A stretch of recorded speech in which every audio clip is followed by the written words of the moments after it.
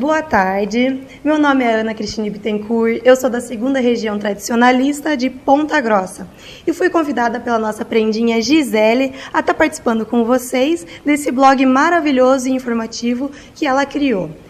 E eu não poderia começar o meu trabalho aqui no blog com uma pessoa menos especial que o nosso querido professor Silvestre. Ele está aqui hoje e vai estar falando um pouquinho sobre o tropeirismo.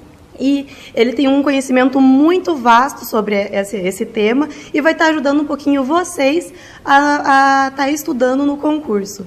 Então, boa tarde, Silvestre. Boa tarde. Boa tarde. Eu gostaria de saber um pouquinho sobre você, sobre a sua pessoa. Olha, nós teríamos que ficar um bom tempo aqui conversando, viu? Mas vamos lá, com relação ao tropeirismo, né? Eu sou bisneto de tropeiro, né? Tropeiro domador. Eu sou descendente então de uma pessoa que era escrava, né, do coronel Davi dos Santos Pacheco, o barão dos Campos Gerais, né, uma pessoa de extrema importância para o Paraná, residente ali na Lapa, né? E eu sou professor de língua portuguesa, né, e técnico em turismo. E como técnico em turismo é que, por causa do técnico em turismo e com o desejo de trabalhar algumas coisas aqui do nosso chão, né, é que nós estamos aqui conversando hoje. Muito legal. Sobre o tropeirismo, quem são os tropeiros e qual a sua classe social? Bom, o tropeiro, ele tem várias denominações para tropeiro. Nós temos o tropeiro dono de tropa, que era a pessoa que detinha dinheiro, poder e era muito próximo do governo, né? E essa pessoa então recebia terras, tal, as chamadas sesmarias, para criar o gado. Muitos desses sesmeiros e fazendeiros, né? Sesmeiro no Rio Grande, estancieiro no Rio Grande, né? E fazendeiro aqui no Paraná, eles então eram pessoas de confiança. E eles passaram a ser tropeiros a partir de um dado momento em que o tropeirismo ganhou um espaço e começou a dar muito resultado para as fazendas. Então ele decidiu de fazendeiro para ser tropeiro. Na verdade ele era sesmeiro, né? O fazendeiro era o capataz que ficava, né, nessas áreas cuidando, né? E então existe esse tropeiro no primeiro momento, que era o cara que tinha o poder econômico, né, o capital, e comprava e vendia tropas, não necessariamente conduzia a tropa, né? Muitas vezes ele conduzia, mas na maior parte ele apenas comercializava essas tropas. Quem ia e buscava eram os peões, né, que tinham disposição e conhecimento, né, do caminho, né? Muitos caminhos a serem desbravados ainda, tal. Então é isso. Mais tarde, por tropeiro, passou a ser denominado outras pessoas que acompanhavam a tropa também, né? Mas existe nome para cada um dentro de uma hierarquia, dentro dessa comitiva que conduzia tropas. Muito legal. Quais eram os caminhos que eles traçavam e para onde estavam indo? Assim como tropeiros são tantos, né, e foi mudando, né, os caminhos também são vários, né, e o objetivo que se fazia dentro desse caminho também eram vários. Existiam caminhos onde as tropas de mulas e burros e até cavalos serviam para o transporte local, né, era meio de transporte. E existia outros lugares, e aqui é um deles, né, onde você tinha assim, os espaços onde passavam tropas, onde a mula, por exemplo, o burro, era mercadoria, né?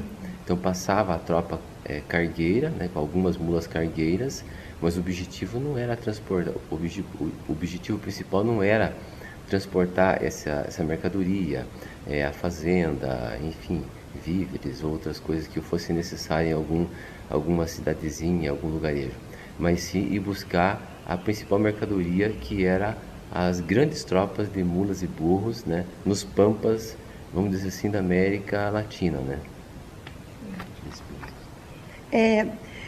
Qual é um dos principais nomes do tropeirismo para você?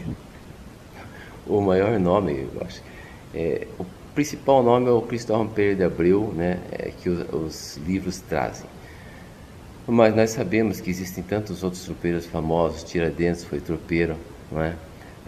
Aqui no Paraná nós temos um tropeiro que foi o coronel Davi dos Santos Pacheco, que tinha propriedade no Rio Grande do Sul, aqui no Paraná e em São Paulo, né? Ele foi um tropeiro assim, de uma importância enorme para o Paraná e que pouco se fala dele, mas ele teve uma importância assim, muito grande, não é? Temos o Manuel Gonçalves de Aguiar, né?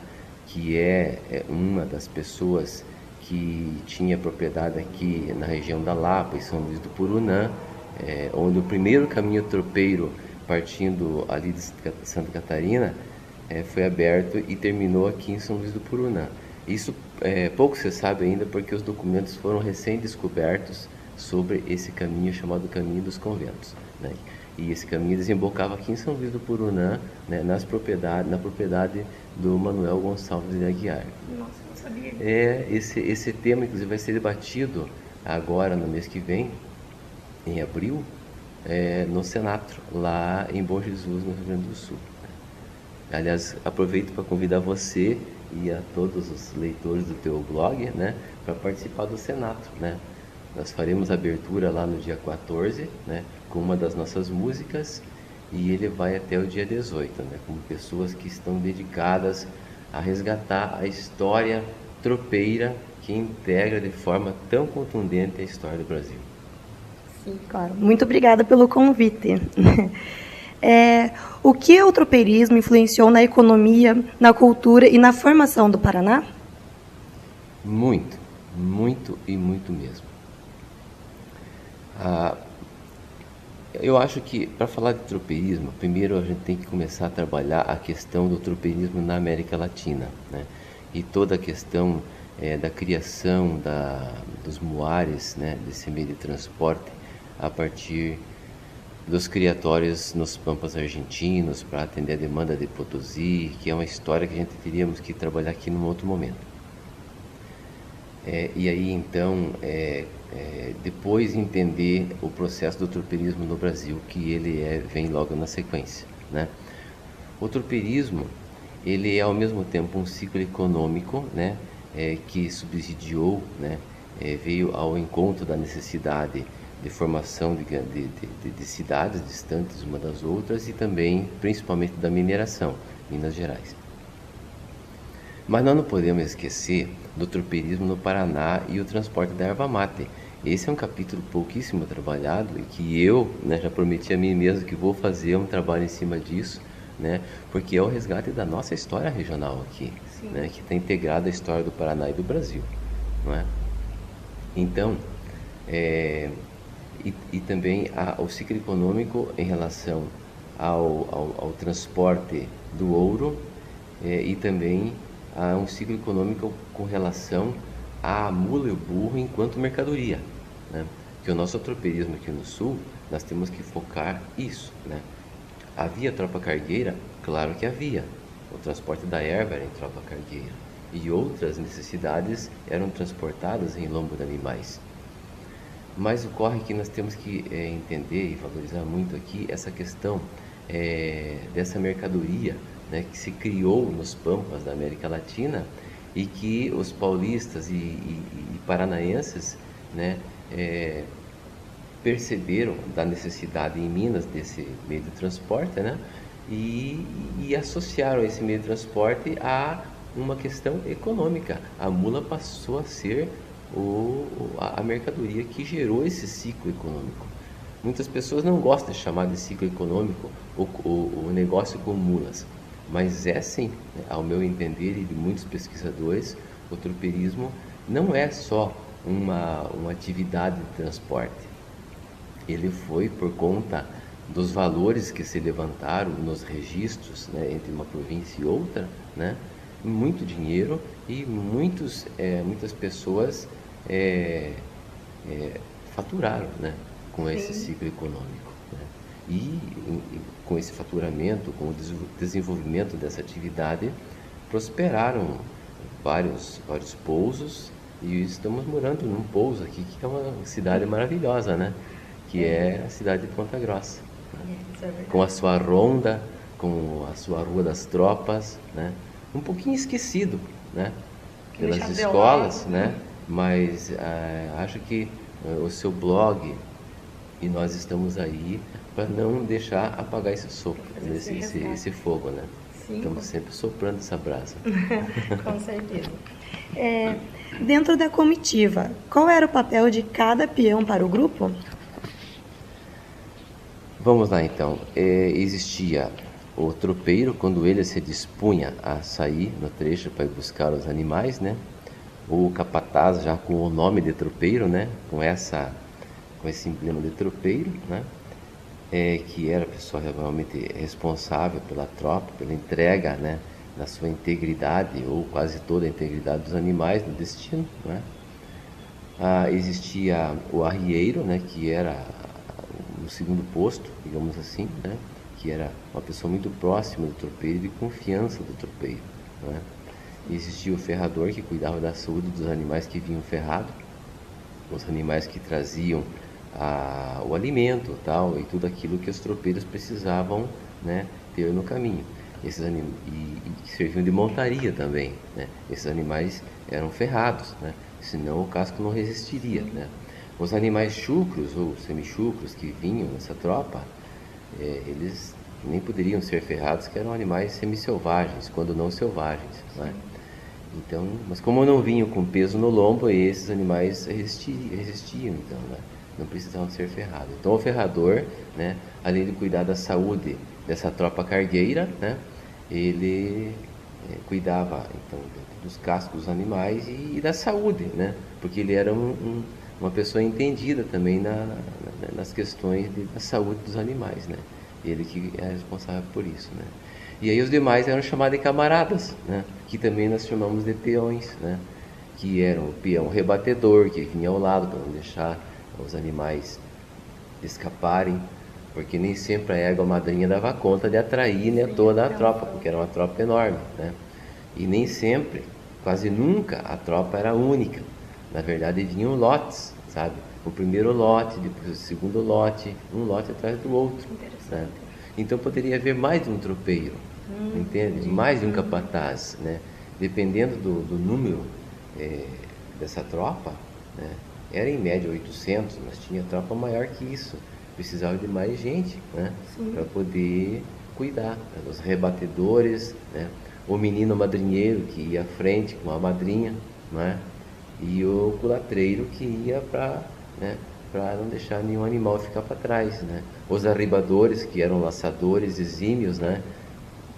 Que iam buscar animais desgarrados, né? Então existia uma hierarquia. Entretanto, essa hierarquia dentro do tropeirismo, até onde nós sabemos, pelas pesquisas, né, e leitura, e também de testemunhas, né, de quem conheceu os tropeiros e essa lida, dentro do tropeirismo nós temos um momento especial, né, na questão da relação humana, porque existiam negros na tropa. O meu bisavô era um negro, ele era escravo do coronel, né? Então, esses negros, é sabido que eles, tanto brancos como negros, eles tinham um comprometimento, eles tinham um compromisso de garantir a integridade e a segurança do outro, não é?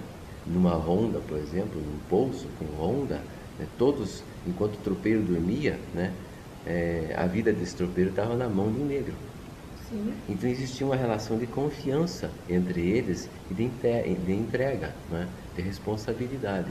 Quer dizer, isso foi o tropeirismo, então, nesse sentido, foi uma atividade que aproximou, né, o escravo, o negro, o branco, um do outro, e essa hierarquia nesse momento era esquecida, porque tinha que ser todos parceiros. Sim, tinha que todo mundo se ajudar. Muito interessante. E fora as mulas, o que os tropeiros transportavam de um estado para o outro? Isto varia de região para região, né? Na América Espanhola nós sabemos que a prata era transportada, né, ali de Potosí até os portos para embarque nos navios, então, para ser mandada para a Europa. Aqui no Brasil, né, o ouro, né, o quinto dos infernos, era embarcado, então, para Portugal, né? O diamante de Diamantina, não é? E dos portos era embarcado o sal, né? Roupa, víveres, né? Imagine, traziam víveres de Portugal para ser levado para Minas Gerais. Era absurdo. Todos queriam o ouro, mas não queriam plantar, não queriam criar animais, não é? Então, as necessidades que se tinham nos povoados nos séculos XVIII e XIX eram tantas, né? Eram tantas que roupa, ferramenta, né? Que toda sorte de bugiganga, de mercadoria aí necessária a essas atividades, eles tinham que transportar, né? Além de cartas, né? Cartas. Imagine quantas cartas de namorado foi e voltou e tal, né? Fazer serviço de correio. Era correio. E aqui no nosso caminho do Viamão, no caminho das missões, no caminho dos conventos, na estrada de Palmas, passaram várias mercadorias, né? Porco, né? Que é a tropa de porcos, peru, né? Bovinos, né? Muares, né? Cavalos, né? Mas a nossa famosa tropa aqui é a grande e numerosa tropa de mulas e burros, que era a mercadoria realmente de muito valor e que tinha, né, tanta procura em Sorocaba para redistribuir para o resto do Brasil, né? Entendi. Muito bem. Quanto tempo durou o tropeirismo no sul do Brasil? Bom, eu tenho alguns amigos meus que estão fazendo uma tropeada agora, né? Que vão chegar em Bom Jesus, né? No dia 14, né? Só que é uma tropa, digamos assim, bem próxima daquilo que aconteceu, né? Não com o número de animais que tinham, mas eles estão fazendo uma coisa parecida, né, com o que se fazia, né, nos séculos XVIII e XIX. A estimativa em torno de entre 200 e 300 anos. Mas não tem como você precisar isso. Né? Porque existia a tropa de porcos, essas tropas de mulas e burros, tropas de equinos, não é? E a tropa de gado vacuno também, né? Existem muitas pessoas que rejeitam falar sobre tropas de gado, né? Vacuno, atribuindo isso ao boiadeiro, né?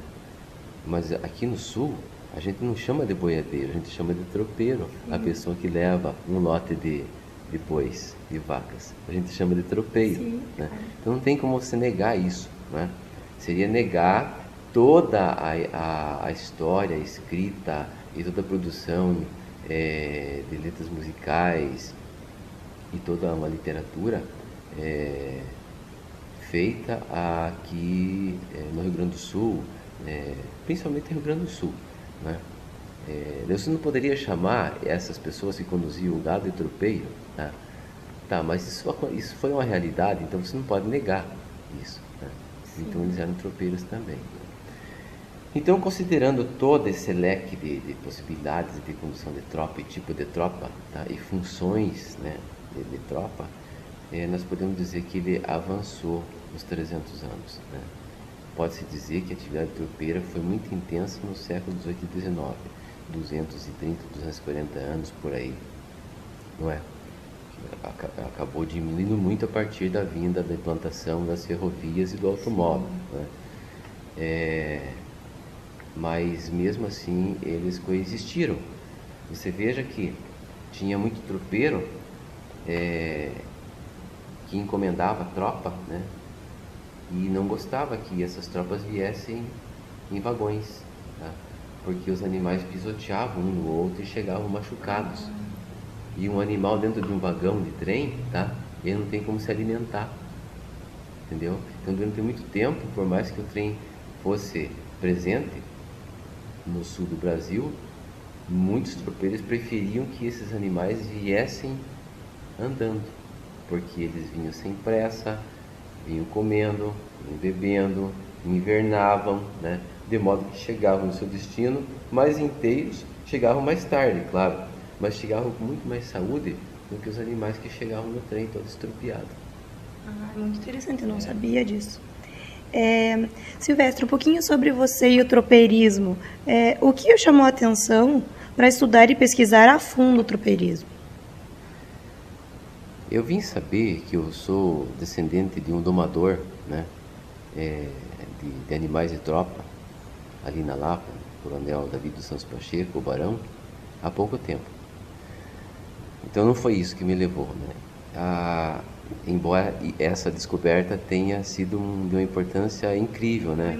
Foi realmente assim, muito emocionante eu ter acesso ao documento em que eu descobri que o Arthur era escravo domador, né, dos animais do David dos Santos Pacheco. Mas o que me levou a trabalhar com o tropeirismo e pesquisar isso e produzir alguma coisa sobre isso foi a minha origem, né? Eu sou um caboclo do sertão, né, roceiro, saí do sertão do interior do Paraná com 13 anos de idade e eu vivi então a minha infância, né, no sertão, né, vendo o trabalho com os animais, tal, não é? Não o tropeirismo propriamente dito, né, mas um desdobramento, né, que são esses animais sendo usados nesses espaços, não é? E essa vida de atividade no sertão, de roça e com gado, isso sempre me atraiu, né? E o meu curso de língua portuguesa e literatura também me deu muita base e me despertou também essa necessidade de pesquisar e trabalhar esse aspecto campeiro e rural. Você pode ver que nós temos grandes escritores como o João Guimarães Rosa, né, famosíssimo no mundo inteiro, construiu um verdadeiro documento com a sua literatura, né, importantíssimo de linguagem, não é? E no sul, o Érico Veríssimo, né, com O Tempo e o Vento, são obras maravilhosas que mostram a importância da história do Brasil e a importância dessa nossa gente. Sim. Então, eu descobri a importância, o que eu tinha vergonha de dizer que era caipira, né, e do sertão, a literatura me mostrou ao contrário. Que é uma né, honra. Que é uma honra. Então, eu até me emociono quando eu falo isso, porque isso deveria ser uma, digamos assim, uma experiência que acho que todos poderiam ter, porque a grande maioria do povo brasileiro tem alguém da família com um pé lá no sertão, com um pé no campo. E nós não podemos esquecer disso. Então, essa é uma das razões principais pela qual eu me debrucei a pesquisa e a produção de ferramentas para entreter turistas e levar um pouco mais de uma linguagem diferente, né, para as escolas, né, com esse tema, que é extremamente rico. Muito interessante, né?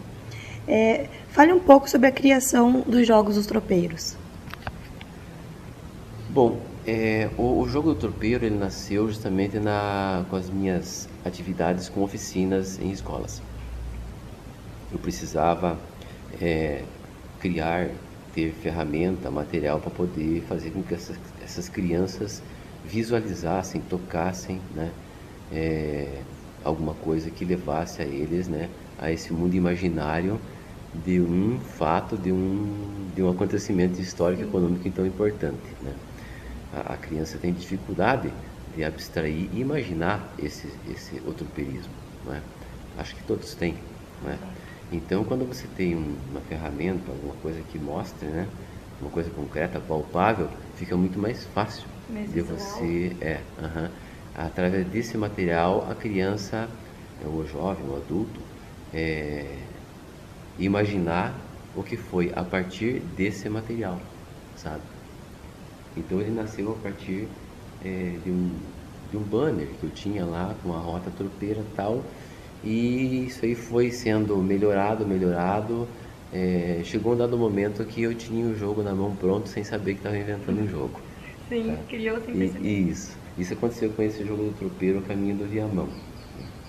Daí mostramos em Minas Gerais esse material, né? o pessoal de lá ficou encantado com a ideia e me solicitou que eu fizesse um jogo, né, sequência para atendê-los também, né? Aí foi um desafio terrível, né, para mim, porque aí tem que ter conhecimento de história, de geografia, um conhecimento mais profundo, né? E eu não sou historiador, né? Eu não é da minha área. Eu sou professor de literatura e língua. Tenho o curso de técnico em turismo, uma boa base também, né?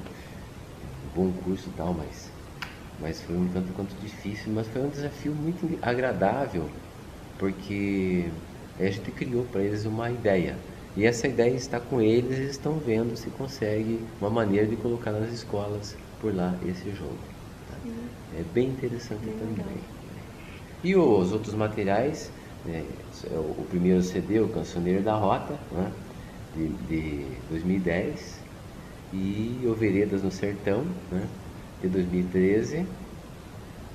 Aí temos o Causos e Lendas do Paraná, né, que é uma sementinha que eu plantei lá para as escolas, né, para que a criança tenha acesso às histórias regionais e tal, e algumas delas, com certeza, está lá o tropeirismo, né, plantado lá para que ele venha até nós para querer saber o que é, né, esse movimento e esse ciclo econômico tão importante.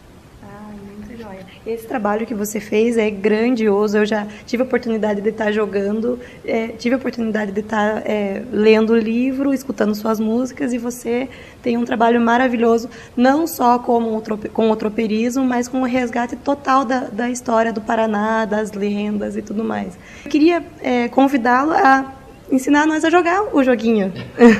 Pode ser? Claro. Então vamos lá. Então, para a gente finalizar essa tarde maravilhosa, gostosa que foi, tendo um pouquinho mais, adquirindo um pouquinho mais o conhecimento sobre a cultura do Estado, sobre esse tema tão importante que foi o tropeirismo, tanto economicamente quanto culturalmente, eu queria convidá-lo a cantar uma de suas músicas que você fez homenageando o tropeirismo e contar um pouquinho sobre ela, né? Sobre a criação dessa música. Então, eu vou fazer para vocês o Café Tropeiro. O Café Tropeiro foi a primeira música que eu fiz, né? Então eu já não coloquei as divisões aqui, porque de tropeiro, criado hoje para receber turistas, né, no Hotel Fazenda aqui nos Campos Gerais. E essa música então passou a fazer parte do produto, né, que é vendido para os turistas que visitam a nossa região. Já tem cavalo com eles, vai até o rancho, faz o café tropeiro tal qual era feito. E hoje são cidades como São lá, Mateus, por exemplo. Nesse lugar eu compus essa música e nesse lugar então a gente temos aqui canta das novamente e é muito gratificante suas variantes, poder estar oferecendo produto turístico e também resgatando um pouco da história dos desdobramentos do tropeirismo. Paraná. Vamos fazer então um café tropeiro. Então, aqui nós temos essas fichas que representam os animais, né? As fichas amarelas representam um animal e a ficha verde representa 10 animais. De modo que a gente recomenda que você saiba. Depois da noite de sono e ronda, na alvorada o tropeiro inspira. Muito bem. E então, os primeiros raios do dia mostra então que houve necessidade da no horizonte o sol vai nascer. Abrir o caminho do Viamão. No Capango, cheia passarada, o sabiá, o João de Barro, bem te vi, na vastidão do campo da invernada. A tropa espera a égua madrinha pra seguir. É hora do café tropeiro, sabor primeiro da alvorada, sustento para a jornada. Você quer partir aqui para São Paulo? Sorocaba quer partir aqui para Paraná. É hora do café tropeiro, sabor primeiro da alvorada, sustento para e descemos. Demoramos mais ou menos uns 2 meses, tá? Então, uns 40 dias. E chegamos aqui em Vacaria, terra onde vai acontecer o cenáculo aí, né, a partir do dia 14, né? Já existia uma tropa aqui, nós No esperamos, fumaceiro a se espalhar pela pousada, paira o aroma do café parte serrana aqui, e de canto. Chegamos aqui, né, É o conversamos com ritual esse consciente, de uma brasa pegamos a nossa tropa e agora mergulhada vamos levá-la então até numa chaleira de café no alvorecer. É hora do café tropeiro, sabor primeiro na alvorada. Então vamos lá. Primeiro procedimento, você avançar na tropa de Vacaria Para a jornada, você precisa enfrentar obstáculos. Os obstáculos são essas cartas aí.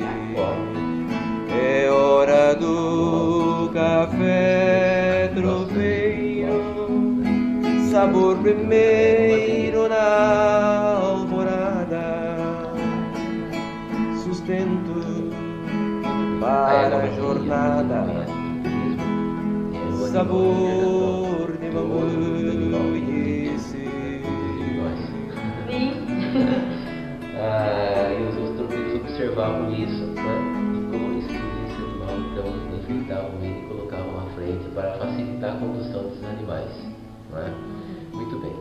Então, a primeira carta vem com o sinal verde, significa que essa carta não põe em risco a tua tropa e você pode avançar. Mas observe que Muito antes bem, de você parabéns. partir com a tua Muito tropa bonita a até música. Vacaria, até Lages, existe um rio aqui, ó. O famoso rio Estamos Pelotas. chegando no final dessa entrevista. Foi maravilhoso recebê-lo aqui. Eu fico muito grata de você ter disponibilizado um tempinho do seu dia para vir aqui, tá passando conhecimento para a gente, para as meninas, para os meninos que estarão participando do concurso. 4 está dizendo E aqui, ó. espero 4 rio revê-lo raso. novamente Você pode em passar. breve. Em outros eventos que falem sobre, que abordam o tema dos tropeiros. Muito obrigada mesmo por ter o registro, né? Eu que a agradeço taxação essa oportunidade do imposto que era maravilhosa de cobrado poder estar sobre falando com as os mercadorias ouvintes do teu que blog e tal, transitavam né? no caminho E poder mostrar um pouquinho do nosso da estrada trabalho, real. né? É conhecido como caminho de mão, mas também estrada real. Um aspecto né? cultural, mas Estrada também autorizada educativo, pelo rei, né? né? Obrigado e um grande abraço a E o todos. administrador, né, que estava cuidando aqui, colocou aqui, fez uma mangueira E um posto quem fiscal, quiser, quem tiver um interesse cavalaria montado, em estar adquirindo os também jogos, já o material está para as aqui, crianças fiscal, ou mandava os para o CDs, o link e a informação com aonde conseguir vai estar no nosso blog. Muito obrigada, espero que vocês tenham gostado dessa primeira matéria e nos vemos em breve também. Obrigada.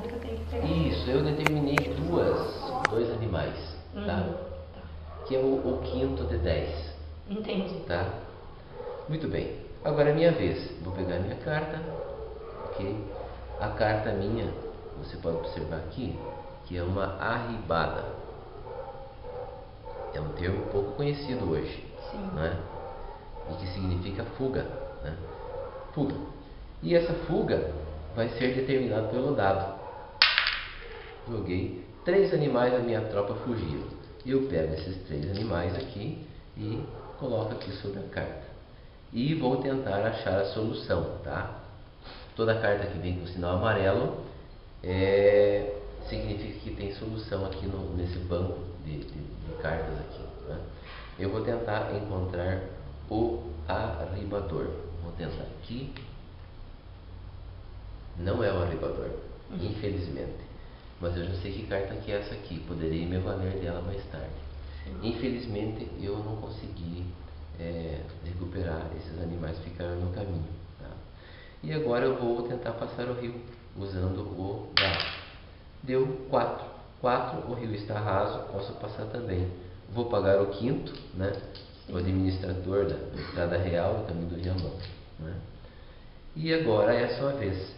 Veja que esses animais aqui ficaram no caminho, tá?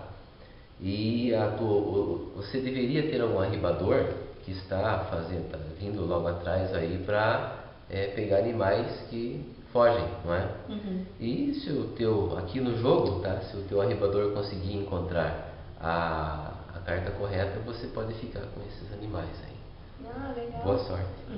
Então, Uma dessas cartas aí é a solução. Arribador. Achou o arribador. encontrei. O arribador Deu. era o laçador. Deixa revelar. Deixa eu ver lá. Isso. Né? Uhum, E eu esses posso animais pegar? são seus. Isso. Joia. Eu não sei se isso realmente acontecia, tá? Mas é que esse jogo tem que ter alguma coisa, né, mais interessante Tem para a que ser gente. jogo. Né? Senão não é jogo, né? Se o animal fosse marcado, digamos assim, Tinha que devolver. tinha que devolver, né? Sim. Mas como são mulas que não foram marcadas, de quem é a mula não se sabe, né? E isso implica a gente falar da questão da honestidade do tropeiro, né? Sim. Disse que os tropeiros eram homens de confiança e que honravam a palavra, né? E que não bebiam, tal, não se envolviam, tal. Mas eu não sei se tudo isso é verdade também, né? Sim. Quem é que está livre de uma boa canha? Né? Com E depois que certeza. você toma uma canha, aí a situação já foge do controle, né? Com certeza. É a sua vez então de pegar a carta? Uma jararaca. Uma jararaca. E aqui está escrito, olha aqui, ó, meus amigos, ó, uma mula picada pela jararaca, né? Coloca aí, isso. E você tem a oportunidade de achar as ervas que curavam esse animal. Boa sorte. Será que você encontrou? Não se sabe. Não. Não é. Olha só que pena. Muito bem. Bom, então você, se teu animal está agonizando, né? Mas não vai ser por isso que você vai deixar de caminhar. Você vai deixar na fazenda de alguém e tal, para ver se cura esse animal aí, não é? E segue em frente, não é? Você vai ter que atravessar agora o rio Canoas, tá? Uhum. Você vai ter que jogar o dado para verificar a situação do rio Canoas. 4. 4, rio raso, pode passar. Muito bem. Uhum. E eu, antes de pegar a minha carta, eu vou tentar salvar esse animal, tá? Vou tentar encontrar aqui a medicina tropeira, tá? Não encontrei. Não encontrei. Infelizmente não encontrei. E o tempo foi passando. Eu vou cobrir essa carta aqui de modo que essa mula morreu, né? Ela morreu, infelizmente. E no meu caminho apareceu a jaguatirica, né? Vou mostrar aqui a carta para os nossos amigos do blog. A jaguatirica é um animal felino que não oferecia e não oferece risco nenhum, né? Nem para o homem e nem para um animal, muito menos, né? Sim. Do porte de uma mula. Então ele vem com o sinal verde, né? E eu posso avançar o meu peão para o próximo impulso, né? Vou jogar o dado aqui, né? E agora o dado deu 1. E aqui, né, no procedimento para travessia de rio, tá aqui, ó, 1, 2 e 3, rio cheio, perigo, não deve passar. E aí entra a língua portuguesa, né? Sim. Porque é dessa situação que vivenciou o tropeiro, quando chegava no rio, o rio estava muito cheio, chegava com a tropa de burros, né, e mulas, né? Ele fez esse comentário: nós demos com os burros na água. E é dessa situação vivenciada pelo tropeiro, dar com os burros na água, no rio muito cheio, né, uma situação real, né, é que surgiu o termo dar com os burros na água, que pouca gente conhece hoje, né, por conta da falta de cuidado com a nossa história, né, e com a nossa língua, não é? Então, eu dei com os burros na água, não posso passar, vou ficar esperando aí, tá? Agora Essa é a sua minha vez. Tá, posso pegar a carta? Mio, erva tóxica. E agora? Então, nessa carta vocês puderam ver que tem um dado, né? Toda carta que tem o dado indica que você vai jogar o dado para saber o tamanho do prejuízo que o Miu causou para você, pra sua tropa. Essa erva tóxica. Não foi nada pequeno. 6 animais, né, comeram o Miu e você só tem 5. Só, vou trocar um. Eu vou emprestar um para você. Obrigada. Depois você me paga. Você paga, sim. Muito bem. E você vai recorrer então à medicina, né, às ervas, para tentar salvar esses 6 animais do efeito tóxico do mildio. Posso pegar? Pode. Ah, eu consegui. Encontrou. Olha aí. Tão esperada. Posso Muito bem. revelar aqui? Então você pode Pegar. novamente os teus animais curados, né? E avançar a sua tropa. Muito bem. Isso aí. E eu vou pegar a minha carta novamente. Agora apareceu um cara aqui famoso, importante nesse jogo, que é o Saci. O Saci tem uma função no jogo, uma função que remete ao que ele é, à sua natureza, né? Eu sei que carta que é essa aqui. Você sabe que carta é essa aqui. Essas duas cartas já foram usadas. O Saci vai fazer o favor de devolver essas duas cartas para nós novamente. Só que ele vai embaralhar todo esse banco dele. Ah, meu Deus! Ele vai embaralhar. Então quem põe o Saci tem o direito de embaralhar. E quem tem o Saci, é amigo do Saci, tem o direito de olhar uma carta. Eu quero ver essa daqui. Já estou sabendo que carta que é essa daqui, né? E agora eu vou avançar. O Saci apareceu no nosso caminho, aprontou tudo isso, né? E eu vou verificar o rio agora. 3. Rio perigoso, rio cheio. Não devo passar. Dei com os burros na água novamente. Muito bem, agora eu vou fazer um procedimento que o tropeiro não costumava fazer, que era pôr em risco a tropa, né? E vou tentar passar esse rio cheio mesmo assim, porque é um jogo, né? E com o jogo a gente aprende também. A ideia é que as crianças aprendam que se arriscar, começar a passar rio cheio, ele vai perder o jogo. A gente montou o jogo assim para que fosse educativo, né? Eu vou passar o rio cheio, vou jogar o dado. 2. Então aqui, ó, risco para a travessia de rio cheio. Joga seu dado novamente e multiplica-se por 2 para saber o número de animais que as águas rodaram das águas turbulentas. Então, se deu 2, perco 4. Perdi 4 animais para poder atravessar o rio Canoas. E assim a gente vai educando as crianças e contando a história do tropeirismo. Muito legal, Não é? muito legal. Veja aqui as próximas cartas que teríamos aqui, ó. Uma onça pintada, que existia inclusive nos Campos Gerais. Muito comum aqui. Sim, era comum aqui. Hoje é raro você ver uma onça parda, né? É raro, raríssimo. É onça pintada, né? Não tem. Tem algumas ali na Serra do Mar, na região protegida, né? Mas a onça, ela era presente aqui também. Então a gente colocou ela aí no jogo para as crianças entenderem, os adultos entenderem que essa fauna já não é mais a mesma, a flora não é mais a mesma, né? Então, na verdade, o jogo é extremamente educativo. Um bom professor, uma pessoa que conheça, né, história e questões ambientais, que aconteceram no decorrer do tempo, pode ir fazendo uma oficina, uma palestra com esse material aqui. Não é? Vamos ver mais uma carta? Vamos. As mulas chucras, que era essencialmente essa tropa que nós temos aqui. Não é? Que é a carta amarela, né? Exatamente. Por quê? Porque aqui tem um domador. E esse domador, se você encontrar o domador aqui, tenta encontrar o domador, vamos ver. Eu estou com sorte hoje. Não Não encontrei. né? Que pena. Mas se tivesse encontrado o domador, meu bisavô Arthur, Se tivesse encontrado seu bisavô. ele iria domar para você os seus animais. E aí o que acontece? Como prêmio, você receberia, né? Você receberia aqui da banca de ficha um lote de 10 animais por conta disso. Iria crescer 10 animais. Ah, que legal. Mas só no caso do arrevador. No caso do domador e as mulas chucras. Ah, o domador. Exatamente. É o domador que vai resolver o problema da mula chucra. O laçador nem sempre, né?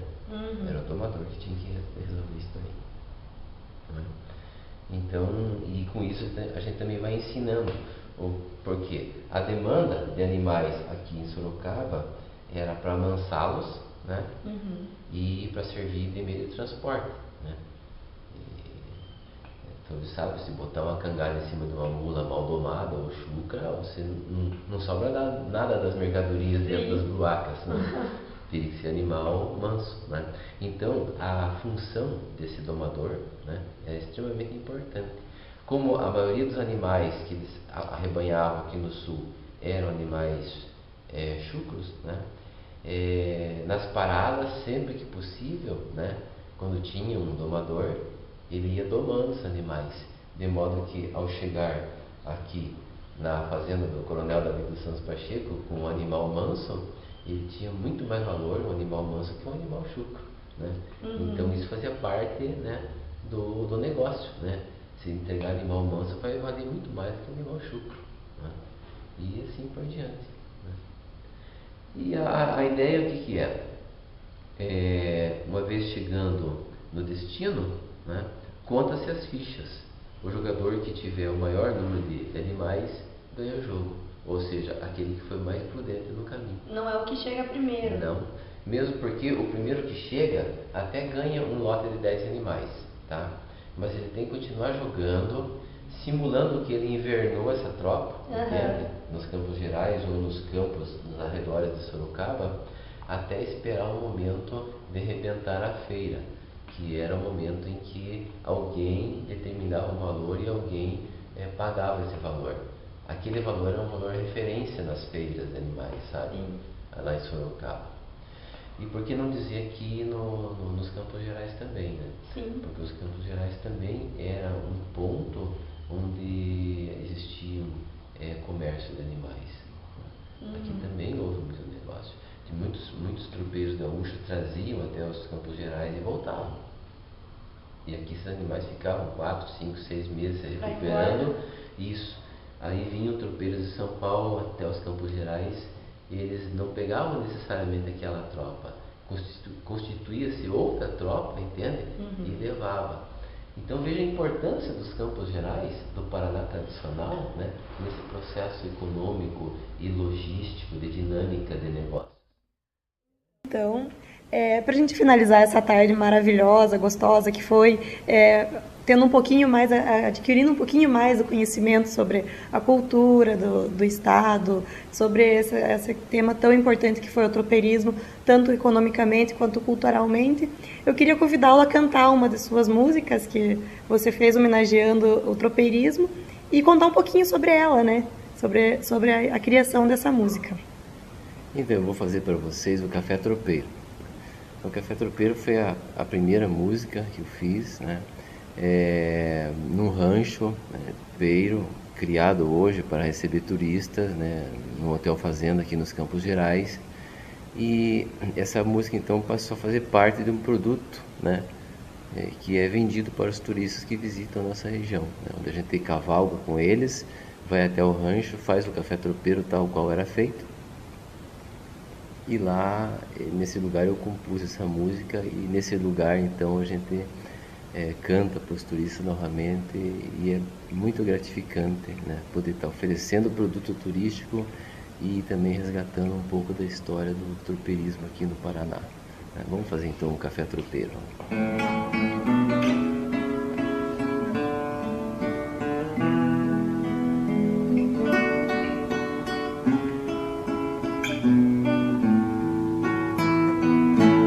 Depois da noite de sono e ronda, na alvorada o tropeiro espia os primeiros raios do dia. No horizonte o sol vai nascer, no capão gorjeia a passarada, o sabiá, o João de Barro bem te vi, na vastidão do campo da invernada. A tropa espera a égua madrinha pra seguir. É hora do café tropeiro, sabor primeiro da alvorada, sustento para a jornada, sabor de um amanhecer. É hora do café tropeiro, sabor primeiro da alvorada, sustento para a jornada, sabor de um amanhecer.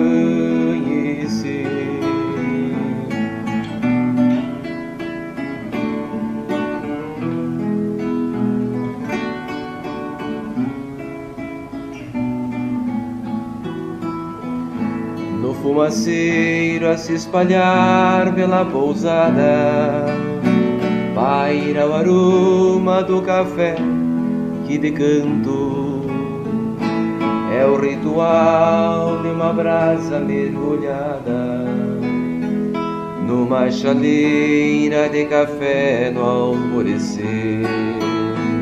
É hora do café tropeiro, sabor primeiro da alvorada, sustento para a jornada, sabor de um amanhecer.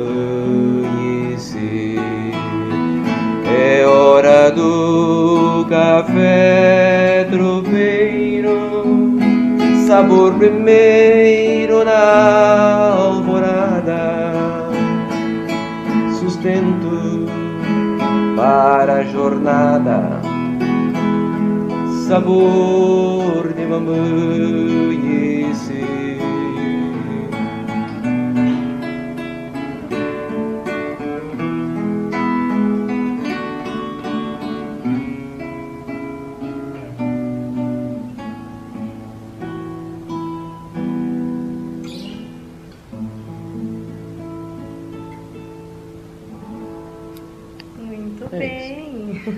Muito bem, parabéns. Muito bonita a música. Obrigado, obrigado. Bom, estamos chegando no final dessa entrevista. Foi maravilhoso recebê-lo aqui. Eu fico muito grata de você ter disponibilizado um tempinho do seu dia para vir aqui, estar passando conhecimento para a gente, para as meninas, para os meninos que estarão participando do concurso. Muito obrigada mesmo por ter vindo. Eu que agradeço essa oportunidade maravilhosa de poder estar falando com os ouvintes do teu blog e tal, né? E poder mostrar um pouquinho do nosso trabalho, né? Que a gente considera de muita importância, né? Não só no aspecto cultural, mas também educativo, né? Obrigado e um grande abraço a todos os leitores e ouvintes do blog. Eu que agradeço. Muito obrigada, espero que vocês tenham gostado dessa primeira matéria e nos vemos em breve também. Obrigada.